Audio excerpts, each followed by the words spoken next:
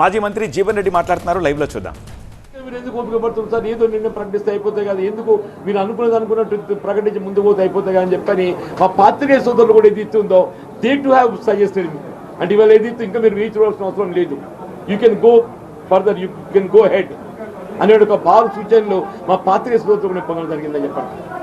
అంటే ఇవాళ ఏది ఇస్తుందో కేసీఆర్ గారి యొక్క నాయకత్వం పనిచేసే ఒక అవకాశం మీరు అన్నట్టు 2014లో నాకు వచ్చింది. అయినా కానీ పొలిటికల్ కమిట్మెంట్తోని నేను కాంగ్రెస్లో కొనసాగింది. బట్ ఇవాళ పరిస్థితి లోపల ఏదైతుందో నేను వ్యక్తిగతంగా కాంగ్రెస్లో ఎదుర్కొంటున్నటువంటి ఒక మానసిక ఇబ్బందులకు తోడు ఏదైతుందో నాకు రాష్ట్ర హితం ప్రధానం కనబడుతుందని చెప్పి, ఎవరికైనా ప్రజా జీవితం అనేది రాష్ట్ర హితం అని చెప్పండి.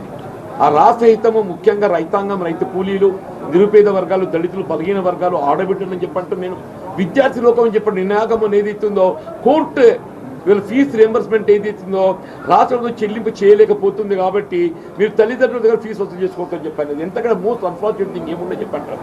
ప్రభుత్వం యొక్క వైఫల్యానికి ఇంతకంటే పెద్ద నిదర్శనం ఏముండదని చెప్పంటున్నాను. వీళ్ళు విద్యార్థులనే రాష్ట్ర భవిష్యత్తు, దేశ భవిష్యత్తు అని చెప్పంటారు. అటువంటి విద్యార్థి లోకానికి ఏది ఇస్తుందో ఇవాళ మనము భవిష్యత్తు చూపెట్టలేకపోతున్నాం అని చెప్పంటే పాలన అనేది ఏ విధంగా కొనసాగుతుందో దీన్ని బట్టి మనం ఉంచొచ్చు అని చెప్పంటారు.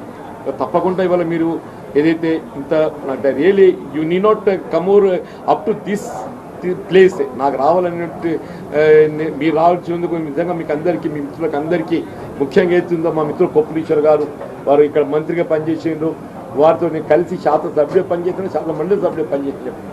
రమణ గారితో కూడా ఏదైతుందో వారు ఎంపీగా ఉన్నప్పుడు నేను ఎమ్మెల్యేగా పనిచేశాను. నేను మీ ఇద్దరం కూడా అయితే చిరకాల మిత్రులము. 93 వరకు అయితే కలిసి పనిచేసినవి. Only 94 he has deferred with me.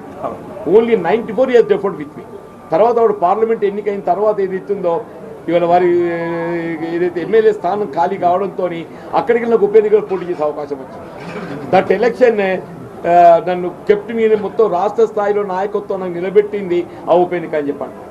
ఇక సోదరి వసంత జడ్పీ చైర్పర్సన్ ఏదైతుందో నేను ఎమ్మెల్యేగా ఉన్నప్పుడు కూడా ఏది ఇంత గౌరవిస్తుంది కదా అని చెప్పంటే మీరు మీటింగ్ రావాలన్నా మీరు వచ్చి మీలాంటి ఒక సలహాలు సూచనలు ఇవ్వాలని చెప్పాను. Every time she used to నన్ను మీటింగ్ రావాలని చెప్పి కోరేది చెప్పండి. ఇక సాగర్ అనేది is like younger brother to me. Sagar అనేది is like younger brother to me అని టెల్లింగ్. సంజయ్ కానీ, కౌశిక్ కానీ, మేమంతా మిత్రులము. వీళ్ళందరం కూడా వినోద్ రావు గారు, మా దామోదరరావు గారితో మా ఫ్యామిలీ అసోసియేటే. వారి నాన్నగారు వాళ్ళ 81 సమితి ప్రెసిడెంట్ ఎన్నిక కావడానికి ఏదైతుందో నాకు ఒక మైల్ స్టోన్ నాకు అండగా నిలిచాను. ఎవరికి తెలియదు ఇది. దామోదరరావు గారి తండ్రి జీవన్ రెడ్డికి ఏం సంబంధం అని చెప్పి అనుకుంటాను. మీరు కూడా ఆశ్చర్యపోతారు కూడా. దామోదరరావు గారు ఇప్పుడే తెలిసి దామోదరరావు గారి తండ్రి మీకెక్కడ తన్నితో సంబంధం అని చెప్పాను. అంటే the whole relation with the BRS party with every leader I have got అని చెప్పంటారు. నేను ఈ స్థాయి, ఈ దశలో ఏదైతుందో ఇలా కేసీఆర్ గారితో కలిసి పనిచేసేటువంటి అవకాశం నాకు రావటం, వారి నాయకత్వం కలిసి పనిచేసేటువంటి అవకాశం రావటం, నేనైతే అంటే ఇవాళ జీవితం ఎవరే కానీ ఇవాళ నా జీవితం ఒక చివరి స్థాయికి వచ్చింది. I seen enough political public life. నా సుదీర్ఘ ప్రజా జీవితం 4 దశాబ్దాలు నేను గడిపింది. ఉంటే ఇంకో ఎన్నిక చూస్తే కావచ్చు, దేవుడు దయదలిస్తే ఎట్టుటో చెప్పలేని చెప్పంటాం. కానీ ఏదైతుందో నా చేసే జీవితం ప్రజా జీతాన్ని పాటుపడటానికి కొరకు ఏదైతుందో కేసీఆర్ గారి నాయకత్వంలో పనిచేయడానికి మీరు నాకు అవకాశం కల్పిస్తున్నందుకు, వారి సూచన కనుగొనగా మీరు ముందుకు వచ్చినందుకు మీకు హృదయపూర్వక ధన్యవాదాలు చెప్తున్నా. నేను కేసీఆర్ గారిని కలవటము, మా పాత సాన్నిహిత్యం, దాన్ని కొంత ఎదుట కదా నెమరు వేసుకోవడానికి కొరకు అని చెప్పి అంటాను. మా పాత సాన్నిహిత్యం వద్ద నెమరు వేసుకోవడానికి కొరకు వారికి కలవాలని కోరుతున్నా. అంతే తప్ప ఏదైతే పార్టీలో చేరడం అనేది నేను ఆల్రెడీ ఎక్స్ప్రెస్ డే పార్టీలో బీఆర్తో చేరుతున్నా అని చెప్పని నేను ఆల్రెడీ ఎక్స్ప్రెస్ డే చెప్పాను.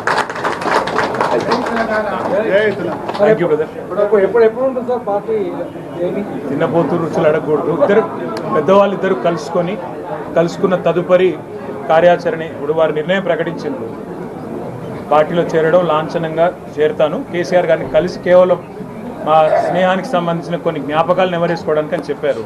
ఇక పెద్ద నిర్ణయం చెప్పేసిండ్రు. మిగతా వార్తలు మీరు తర్వాత రాస్తారు. అవన్నీ మీరు అడగకూరి బ్రదర్. పెద్దవాళ్ళు ఇద్దరు మాట్లాడుకొని అన్ని విషయాలు ప్రకటిస్తారు. వాళ్ళిద్దరు మీరు తినబోతు రుచులు అడగకూడదు, మీరు తొందరపడకుండ్రి. ఇప్పుడు వారిద్దరికి ఉన్న అనుభవం అంత కాదు నా వయస్సు కాబట్టి వారిద్దరు కలుసుకున్నాక పెద్దలు వారి నిర్ణయం ప్రకటిస్తారు. ప్రకటించిన దాని తదుపరి వారు ఏ నిర్ణయం ప్రకటిస్తే దాన్ని శిరసావహించడం, దాన్ని అమలు చేయడం మా బాధ్యత. వర్కింగ్ ప్రెసిడెంట్ అంటే పెద్దలు కేసీఆర్ గారు అప్పచెప్పిన వర్క్ను సమర్థవంతంగా చేయడం అంతేనా?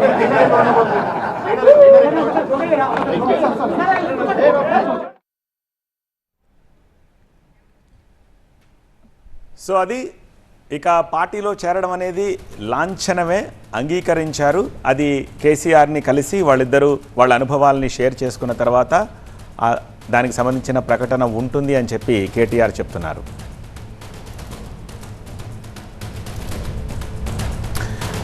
బీఆర్ఎస్లో జీవన్ రెడ్డి చేరికపై పొలిటికల్గా రచ్చ ముదురుతోంది. 40 ఏళ్లు సేవ చేసిన జీవన్ రెడ్డికి కాంగ్రెస్లో తగిన గుర్తింపు దక్కలేదని బీఆర్ఎస్ ఆరోపిస్తుంటుంటే ఆ విమర్శల్ని, జీవన్ రెడ్డి ఆరోపణల్ని ఖండిస్తోంది కాంగ్రెస్.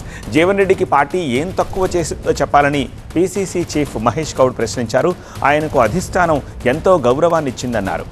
ఇప్పుడు బీఆర్ఎస్లోకి వెళ్ళి ఆయన పొందే గొప్ప గౌరవం ఏమిటో కూడా చెప్పాలంటున్నారు మహేష్ గౌడ్.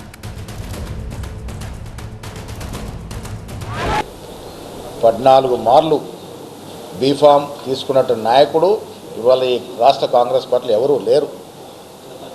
అవకాశాలు వచ్చాయి, కానీ సందర్భాన్ని బట్టి మెదులుకొని ఉన్న పరిస్థితులు బట్టి మెదులుకోవాల్సిన అవసరం ఉన్నప్పటికీ కూడా వారు పార్టీని వదిలినారు. ఆయన ఏ విమర్శ చేసినా కాంగ్రెస్ నాయకత్వం కానీ రాష్ట్రంలోని ప్రజలు కానీ దాన్ని విశ్వసించే పరిస్థితి లేరు. జీవన్ రెడ్డికి పార్టీ ఇవ్వాల్సినంత ఇచ్చింది, వారు కూడా పార్టీకి సేవ చేశారు. ఇది ముగిసిన అధ్యాయం కాంగ్రెస్ పార్టీలో. ఇదే గాంధీ భవన్ వేదికగా బీఆర్ఎస్ పార్టీ మీద, బీఆర్ఎస్లో జరిగిన అవినీతి మీద, ప్రాజెక్టులో జరిగిన అవినీతి మీద మాట్లాడినారు. ఇవాళ కాంగ్రెస్ పార్టీని విమర్శించే ముందు గౌరవనీయులు జీవన్ రెడ్డి గారు గతంలో వారు బీఆర్ఎస్ పార్టీ మీద చేసిన విమర్శలకి సమాధానం ఇస్తే బాగుంటుంది. రావాలి జగన్, కావాలి మావిగన్ అంటున్నారు వైసీపీ నేతలు. జగన్ ప్రతిపాదించిన మావిగన్ కి మద్దతుగా ఆ పార్టీ నేతలు తాడేపల్లి జాతీయ రహదారిపై భారీ ఎత్తున ఫ్లెక్సీలు ఏర్పాటు చేశారు. మావిగన్ ఏపీ గ్రోత్ ఇంజిన్ అంటూ ఫ్లెక్సీలో రాశారు నేతలు. ఆంధ్రప్రదేశ్ అభివృద్ధి మావిగన్ తోనే సాధ్యమని, ఏపీ త్వరగా అభివృద్ధి చెందాలంటే మావిగన్ రాజధానిగా అభివృద్ధి చేయాలన్నారు. మన రాజధాని, మన మావిగన్, మన ఆంధ్రప్రదేశ్ పేరుతో వైసీపీ నేత ఏలూరు శివాజీ ఈ ఫ్లెక్సీలు ఏర్పాటు చేశారు. మావిగన్ కి మద్దతుగా క్యాప్షన్స్ పెట్టారు. రాజధాని అమరావతిపై కూటమి ప్రభుత్వం దృష్టి పెట్టిన నేపథ్యంలో ఈ ఫ్లెక్సీల ద్వారా తమ వాదనని ప్రజల్లోకి తీసుకువెళ్లాలని భావిస్తున్నారు వైసీపీ నేతలు. మరోవైపు జగన్ మావిగన్ ప్రతిపాదనపై టీడీపీ నుంచి సెటైర్లు, కౌంటర్లు పడుతున్నాయి. జగన్ లాంటి వాళ్లు 1000 మంది వచ్చినా అమరావతిని ఆపలేరని స్పష్టం చేశారు సీఎం చంద్రబాబు. అమరావతి పేరు పలకడానికి ఇష్టపడని వ్యక్తికి రాష్ట్రాన్ని పాలించే అర్హత ఉంటుందా అని ప్రశ్నించారు. మావిగన్ పేరుతో జగన్ చెప్తున్న ప్రాంతమంతా సిఆర్డీఏ పరిధిలోనే ఉందన్నారు చంద్రబాబు. మావిగన్ అంటాడు, మొన్న 3 ముక్కలాట, ఇప్పుడు మావిగన్. వాటికన్ అలా సంతోషం, దాని ప్రతిష్ఠ దీలా, పరువు దీలా. దీనికంటే ఏమి ఎక్స్పెక్ట్ చేస్తారు మీరు అడుగుతున్నా. ఇలాంటి వాళ్ళని ఏమనాలి నాకైతే అర్థం కాదు. ఇప్పుడు అంటున్నారు మళ్ళీ అమరావతి కట్టలేమంట. నీలాంటి 1000 మంది కాదు సైకోలు ఎవడొచ్చినా అమరావతి ఆగదు. ఆగాలని మిమ్మల్ని అడుగుతున్నా. ఇప్పుడు అంటున్నాడు విజయవాడ, గుంటూరు, మచిలీపట్నం అదే చేస్తున్నాం సిఆర్డీఏ అంటే అమరావతి పేరు చెప్పడానికే ఇష్టపడిన వ్యక్తి ఈ రాష్ట్రాన్ని పాలించే అర్హత ఉందా తమ్ముళ్ళు అని మిమ్మల్ని అడుగుతున్నా. వాస్తవాలు మాట్లాడండి, నేను జవాబిస్తా. కానీ అమరావతిలో అవినీతి జరిగిపోయిందంట. అమరావతికి 2 లక్షల కోట్లు కావాలంట.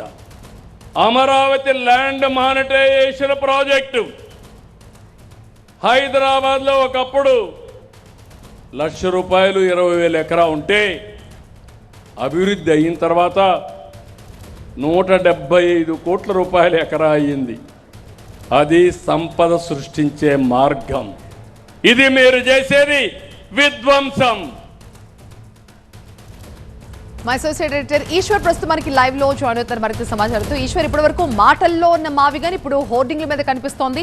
ఏంటి ప్రజల్లోకి దీన్ని బలంగా తీసుకువెళ్లే ప్రయత్నాల్లో వైసీపీ ఉందా? దీనికి టీడీపీ నుంచి ఎలాంటి కౌంటర్లు పడే అవకాశం ఉంది? ఎగ్జాక్ట్లీ మావిగన్ అనేది కేవలం ఒక ఫ్లెక్సీలకో లేకపోతే ఒక పోస్టులకే పరిమితమైన అంశం కాదు. రాష్ట్రం మొత్తం మీద దీని ఒక క్యాంపెయిన్గా తీసుకోబోతోంది వైఎస్ఆర్సీపీ అన్నదానికి నినాదంగా ఒక నిదర్శనంగా దాన్ని చూడాల్సిన నేపథ్యం. వాస్తవానికి చూసుకుంటే 12 సంవత్సరాల పాటు క్యాపిటల్ లేని రాష్ట్రంలో మళ్ళీ రాజధాని అంశంగానే రాష్ట్రంలో అధికార ప్రతిపక్ష పార్టీలు రెండు అదే దాని కేంద్ర బిందువుగానే రాజకీయాలు చేస్తున్నాయి అన్నట్టుగా మనకు చాలా స్పష్టంగా అర్థమవుతుంది. చట్టబద్ధత పార్లమెంట్లో జరుగుతున్న రోజే, లోక్సభలో ఏకగ్రీవ ఆమోదం పొందుతున్న రోజే జగన్మోహన్ రెడ్డి ప్రెస్ మీట్ని నిర్వహిస్తూ మావిగన్ని కాన్సెప్ట్ని తీసుకొచ్చారు. అదొక కొత్త థీరీని తీసుకొస్తూ మచిలీపట్నం నుంచి గుంటూరు దాకా 110 కిలోమీటర్ల నేషనల్ హైవే కారిడార్కి రెండు వైపులా భవనాలు నిర్మిస్తే అక్కడ దాని చుట్టూ ఎకో సిస్టమ్ ఏర్పడుతుంది. దాని ద్వారా రాజధాని అతి త్వరగా ఏర్పడుతోంది. ప్రస్తుతం ఏర్పాటు చేస్తున్న అమరావతి రాజధాని స్క్రాప్ నుంచి తీసుకురావాల్సి ఉంటుంది. దాని 2 లక్షల కోట్లు ఖర్చు అవుతుంది. దాంట్లో కేవలం 10% అంటే 20,000 కోట్లు ఖర్చు పెడితేనే ఈ 110 కిలోమీటర్ల నేషనల్ హైవే కారిడార్ మొత్తం రాజధానిగా డెవలప్ అవుతోంది.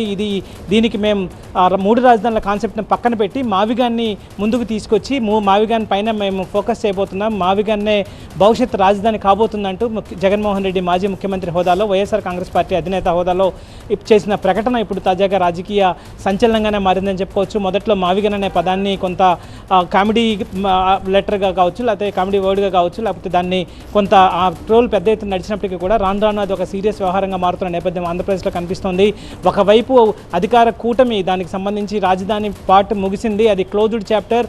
అమరావతి శాసనంగా మారిపోయింది. అమరావతికి ఎవరు కదిల్చలేరు. అమరావతి భవిష్యత్ శాశ్వత రాజధాని అని చెప్పే ప్రయత్నాన్ని చాలా గట్టిగా చెప్తోంది. ఆ మేరకి రాజధానిలో నిర్మాణాలు కూడా వేగం పుంజుకున్నాయి. దాదాపుగా మరికొద్ది నెలల్లోనే దాదాపుగా 4,080 బిల్డింగ్ల వరకు ఉద్యోగులకు సంబంధించిన బిల్డింగులకు సంబంధించిన పనులు పూర్తి కాబోతున్నాయి. మిగతా ప్రభుత్వ భవనాలన్నీ, అసెంబ్లీ సెక్రటేరియట్తో పాటు రాజ్భవన్తో పాటు మిగతా భవనాలన్నీ నిర్మాణానికి సంబంధించిన కార్యక్రమాలు చాలా వేగంగా ముందుకు వెళ్తున్న నేపథ్యం. సో రాజధాని ఒకవైపు టేకాఫ్ అవుతున్న పరిస్థితుల్లో మరొక వైపు తాజాగా చేసిన జగన్మోహన్ రెడ్డి చేసిన ఈ తీసుకొచ్చిన కొత్త థీరీ పట్ల మాత్రం రాజకీయంగా పెద్ద ఎత్తున చర్చ జరుగుతుంది.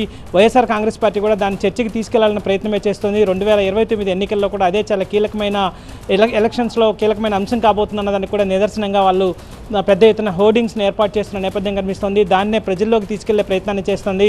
సో ఒకవైపు రాజధాని అనేది ముగిసిన చాప్టర్, ఇక జగన్మోహన్ రెడ్డి వ్యాఖ్యలను పట్టించుకోవాల్సిన అవసరం లేదని కూటమి పక్షాలు చెప్తుంటే అది ముగిసిన చాప్టర్ కాదు. ఆ దానిపైన డిబేట్ కంటిన్యూ అవ్వాలి. మావిగాన్నే మేము ముందుకు వెళ్తాం మావిగాన్తో అన్నట్టుగా వైఎస్ఆర్ కాంగ్రెస్ పార్టీ చెప్తున్న నేపథ్యంలో అదొక ప్రస్తుతానికైతే అది కంటిన్యూ అవుతున్న చాప్టర్గానే చూడాల్సిన నేపథ్యం అయితే కనిపిస్తుంది.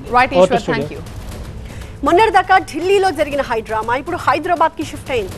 కాంగ్రెస్ సీనియర్ లీడర్ పవన్ ఖేరా ముందస్తు బెయిల్ కోసం తెలంగాణ హైకోర్టుని ఆశ్రయించడం, ఆయన తరపున అభిషేక్ సింఘ్వి వాదించడం, కౌంటర్గా అసోం లాయర్ దేవ్జిత్ సైతం తగ్గకపోవడంతో పవన్ ఖేరా వ్యవహారం హైదరాబాద్లో కూడా రీసౌండ్ వస్తోంది. అస్సాం ఎన్నికల ప్రచారంలో భాగంగా సీఎం హిమంత బిశ్వశర్మ భార్య రింకీ భూయాన్పై కాంగ్రెస్ సీనియర్ లీడర్ పవన్ ఖేరా చేసిన వ్యాఖ్యలతో రచ్చరాజుకుంది. రింకీ భూయాన్కి 3 పాస్పోర్ట్లున్నాయని, అమెరికాలో 52,000 కోట్ల వ్యాపారాలున్నాయని ఎప్పుడైతే తీవ్ర విమర్శలు గుప్పించారో అప్పటి నుంచి పవన్ ఖేరా టార్గెట్ అయ్యారు. రింకీ భూయాన్ పోలీసులకి ఫిర్యాదు చేయడం, ఆయన్ని అరెస్ట్ చేయడానికి అసోం పోలీసులు ఢిల్లీకి వెళ్లడం, పవన్ ఖేరా హైదరాబాద్లో ఉన్నారని ప్రచారం జరగడం, ఇక ఇప్పుడు ఆయన ముందస్తు బెయిల్పై తెలంగాణ హైకోర్టులో వాదనలు జరగడం, ఇలా డైలీ సీరియల్లా సాగుతున్న వ్యవహారం ఇప్పుడు తెలంగాణ హైకోర్టుకి చేరడం హాట్ టాపిక్ అయింది. అయితే రాజకీయాలన్నాక విమర్శలు సహజం, అందులో కూడా పరువు నష్టం కేసులో ఎలా అరెస్ట్ చేస్తారు అంటూ హైకోర్టులో వాదనలు వినిపించారు అభిషేక్ మను సింఘ్వి. ఒక పొలిటికల్ లీడర్ ఇంటికి వందలాది మంది పోలీసులు ఎలా పంపిస్తారు అని ప్రశ్నించారు. ఇటు అసోం పోలీసుల తరపున వాదనలు వినిపించిన దేవజిత్ సైకియా అసలు ఈ కేసుని విచారించే పరిధి తెలంగాణ హైకోర్టుకి లేదు అన్నారు. పవన్ ఖేరాకి హైదరాబాద్తో ఏంటి సంబంధం అంటూ వాదించారు. పవన్ ఖేరా ఆధార్ అడ్రస్ ఢిల్లీలో ఉందన్న విషయాన్ని గుర్తుపెట్టుకోవాలి అన్నారు. ఇక ఇరువురి వాదనలు విన్న న్యాయస్థానం తీర్పుని రేపు చెప్తానండి. మా ప్రతినిధి రంజిత్ మరింత సమాచారం సిద్ధంగా ఉన్నారు. రంజిత్, అసలు ఈ కేసుని విచారించే పరిధి తెలంగాణ హైకోర్టుకి లేదు అన్న వ్యాఖ్యలకి కోర్టు ఏ రకంగా స్పందించింది?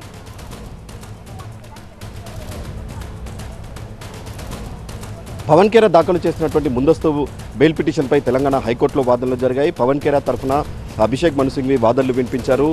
ఇది కేవలం దీనికి సంబంధించి అయితే పరువు నష్టం కింద దాఖలు చేయాల్సినటువంటి కేసులో ఇందులో ఫోర్జరీతో పాటు చీటింగ్ కేసులు నమోదు చేశారు. అసలు పవన్ ఖేరాకి సంబంధించి ఆయన చేసిన ఆరోపణలన్నీ కూడా రాజకీయంగా చేశాడు. సో ఇలాంటి ఆరోపణలు చేసేటువంటి క్రమంలో డిఫమేషన్ వేయాలి తప్ప ఇలాంటి చీటింగ్ ఫోర్జరీకి సంబంధించిన కేసులు నమోదు చేయడం పట్ల కూడా ఆయన అభ్యంతరం వ్యక్తం చేశాడు. అలాగే ఆయనకు సంబంధించి ఏదైతే ఈ డిఫమేషన్ సూట్ ఫైల్ కాకుండా ఈ రకంగా ఆయనకు సంబంధించిన ఏదైతే అక్కడ చేసినటువంటి వ్యాఖ్యలకు సంబంధించి ఆయన చేసినటువంటి దానిపైన కేవలం డిఫర్మేషన్ మాత్రమే ఫైల్ చేయకుండా ఫోర్జరీ లాంటి కేసులు నమోదు చేయడం, అది కూడా అరెస్ట్ చేసేందుకు అస్సాం పోలీసులు ఢిల్లీకి వెళ్ళడం, ఢిల్లీ నుంచి ఇక్కడికి రావడం, ఇదంతా కూడా ఒక ఉద్దేశపూర్వకంగా జరుగుతుంది అనేది కూడా ఇటు అభిషేక్ మను సింఘ్వి వాదనలు వినిపించారు. మరోవైపు అస్సాం తరఫున ప్రభుత్వ అడ్వకేట్ జనరల్ దేవజిత్ సైకియా తమ వాదనలు వినిపిస్తూ పవన్ ఖేరా అనేటువంటి వ్యక్తి దేశవ్యాప్తంగా 19 కేసులు నమోదై ఉన్నాయి, అతను ఒక ఇంటర్నేషనల్ కిలాడిగా ఉన్నాడు, సో అతను సీఎం భార్యపై వ్యాఖ్యలు చేయడమే కాదు ఒక మహిళపై వ్యాఖ్యలు చేశారు కాబట్టి ఒక మహిళగా కేసు నమోదు చేసిన తర్వాత ఖచ్చితంగా దాన్ని యాక్షన్ తీసుకోవాల్సి ఉంటుంది. సో ఒకవైపు పోలీసులు చర్యలు తీసుకుంటున్నటువంటి క్రమంలోనే ఆయన అస్సాం పోలీసులు అరెస్ట్ చేశారన్నటువంటి దాంతో ఆయన ఢిల్లీ వెళ్ళడం, సో ఢిల్లీకి అక్కడ అస్సాం పోలీసులు వెళ్ళినప్పుడు అతను హైదరాబాద్ తిరిగి రావడం, సో హైదరాబాద్కి వచ్చిన తర్వాత కూడా అతను ఇక్కడ కేసు ఒకవైపు ఇది తెలంగాణ హైకోర్టు పరిధికి సంబంధించిన కేసు కాదు, ఒకవేళ పవన్ ఖేరా రేపు వేరే రాష్ట్రానికి వెళ్ళి కూడా తలదాచుకుంటే అక్కడ కూడా ఇలాంటి పిటిషన్ దాఖలు చేస్తే ఆ కేసుకు లోక స్టాండ్ ఉండదు అన్నటువంటి విషయాన్ని అడ్వకేట్ జనరల్ దేవజిత్ సైకియా తమ వాదనలు వినిపించారు. సో ఇరుపక్షాల వాదనలు విన్న తర్వాత కేసుని పాస్ ఓవర్ చేశారు. సో ఇప్పుడు చూడాలి ఎందుకంటే ఈరోజు మొదటి విడత పోలింగ్ అస్సాంలో జరుగుతున్నటువంటి క్రమంలో ఈ రోజు జరిగినటువంటి పరిణామాలు ఒక కీలకంగా చెప్పుకోవచ్చు. అయితే ఇప్పుడు అతనికి సంబంధించి ఈ కేసులో పవన్ ఖేరాకు ఊరట లభిస్తుందా, లేదంటే అస్సాం అడ్వకేట్ జనరల్ వాదించినటువంటి వాదనలతో ఏకీభవించి ఫర్దర్గా కోర్టు ఎలాంటి నిర్ణయం తీసుకుంటారనేది కూడా చూడాల్సి ఉంది. Right, thank you. Moving to fourth news. 2029 Lok Sabha ఎన్నికల్లో మహిళలకు 33% రిజర్వేషన్లు కల్పించేందుకు అన్ని పార్టీలు మద్దతివ్వాలని ప్రధాని మోదీ విజ్ఞప్తి చేశారు. ఈ నెల 16, 17, 18 తేదీల్లో జరిగే పార్లమెంటు ప్రత్యేక సమావేశాలకు అన్ని పార్టీల ఎంపీలు హాజరు కావాలని మోదీ విజ్ఞప్తి చేశారు. మహిళా బిల్లు ఆమోదానికి ఏకాభిప్రాయ సాధన కోసం కృషి చేయాలంటూ అన్ని రాజకీయ పక్షాలకు ప్రధాని మోదీ పిలుపునిచ్చారు. మహిళా రిజర్వేషన్ బిల్లు భావితరాల కోసమన్నారు మోదీ. వికసిత్ భారత్ లక్ష్యం సాధించాలంటే మాతృశక్తిని, నారీ శక్తిని పూర్తి స్థాయిలో పటిష్టం చేయాలని మోదీ వీడియో సందేశం జారీ చేశారు. ప్రజాస్వామ్యం కాలక్రమేణా మరింత సమ్మిళితం అవుతుందని, ఇలాంటి సందర్భాలు చాటి చెప్తాయన్నారు. ఇది సాధారణ శాసన ప్రక్రియ కాదన్నారు. దేశంలో కోట్ల మంది మహిళల ఆకాంక్షలకు ప్రతిరూపమని అన్నారు ప్రధాని మోదీ. और सबकी इच्छा है कि 2029 में जब लोकसभा के चुनाव होंगे तब हमारे देश की नारी शक्ति को जनप्रतिनिधि के रूप में लोकसभा में, विधानसभाओं में 33% स्थान मिलना ही चाहिए. पिछले कुछ दिनों से हम सभी राजनीतिक दलों से बातचीत कर रहे हैं. ज्यादातर दलों ने समर्थन भी दिया है.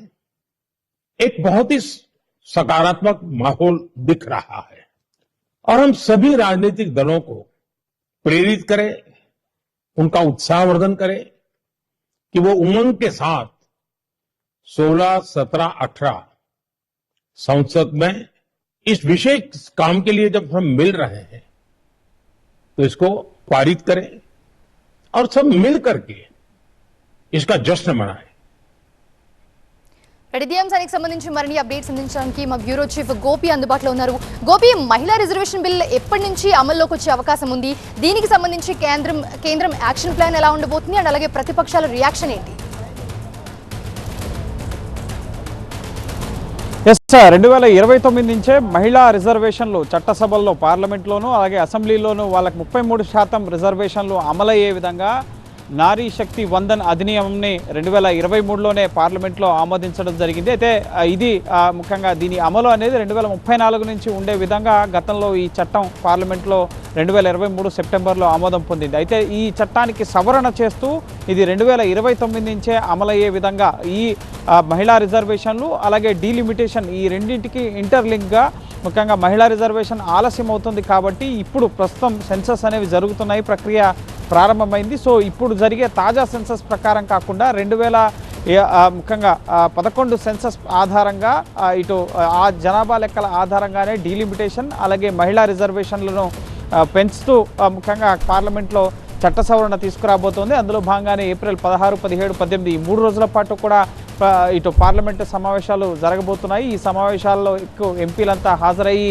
ఈ మహిళా రిజర్వేషన్ నారీ శక్తి వందన్ అధినియం సవరణ చట్టానికి మద్దతు తెలపాలి. దేశ జనాభాలో సగం మంది మహిళలు ఉన్నారు. సో మహిళల నారీ శక్తికి ముఖ్యంగా రుణం తీర్చుకోవాల్సిన సమయం ఇది. చట్టసభల్లో వారికి ప్రాతినిధ్యం కల్పిస్తూ వికసిత్ భారత్ లక్ష్యంలో వాళ్ళని కూడా భాగస్వామ్యం చేస్తూ ముఖ్యంగా మహిళలంటే కేవలం హాజరయ్యే వాళ్ళే కాదు, ముఖ్యంగా పాలసీలు చేసే వాళ్ళు కూడా ఉంటారు అంటూ నిరూపించే విధంగా ఈ చట్టసభల్లో రిజర్వేషన్లకు సంబంధించి ముఖ్యంగా పార్లమెంట్లో ప్రస్తుతం ఉన్న ఎంపీల సంఖ్యాబలం ఆధారంగా 273 మంది 1/3 మెజార్టీ అంటే ముఖ్యంగా 273 మందికి మహిళలకి ప్రాతినిధ్యం దక్కుతుంది. అయితే ఇందులో రాజకీయ పార్టీలన్నీ కూడా ఏకాభిప్రాయంతోనే ఉన్నాయి. రేపు కాంగ్రెస్ సిడబ్ల్యూసీ సమావేశం కూడా జరగబోతోంది. అన్ని రాజకీయ పార్టీలు కూడా దీనికి మద్దతు ఇచ్చే అవకాశం ఉంది. అయితే ఈ డీలిమిటేషన్కి సంబంధించి మాత్రం ముఖ్యంగా 2000 పాత లెక్కల ప్రకారం నియోజకవర్గాల పునర్విభజన, పార్లమెంటు స్థానాల సంఖ్యను పెంచడం పట్ల మాత్రం అభ్యంతరం వ్యక్తం చేస్తున్నాయి. అలాగే ఈ మహిళా రిజర్వేషన్లకు సంబంధించి ఓబీసీ మహిళలకు ప్రత్యేక కేటగిరీ ఉండాలని ఈ అంశాలు కూడా పార్లమెంటు వేదికగా